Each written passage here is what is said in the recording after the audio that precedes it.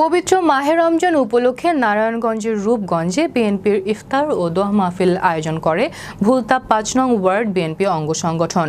শুক্রবার উপজেলার ভুলতা ইউনিয়নের বায়লা এলাকার ৫ নং বিএনপি অঙ্গ ও সহযোগী সংগঠনের আয়োজনে এ অনুষ্ঠানে সভাপতিত্ব করেন ভুলতা ইউনিয়ন বিএনপির সভাপতি আব্বাস উদ্দিন ভূঁইয়া।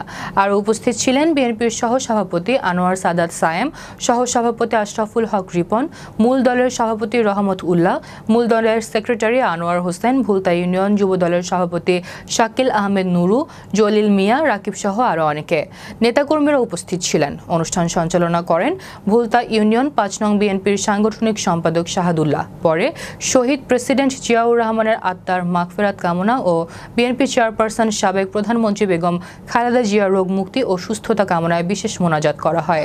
আমাদের কোনো দলীয় নেতাকর্মীর কারণে আমরা সবাই শুনছি শিবভূঁইয়ার কথা একটাই, আগামী দিনে নির্বাচন, সবাইকে সজাগ থাকতে হবে এবং আমাদের আচরণ এবং ব্যবহার ভালো করতে হবে।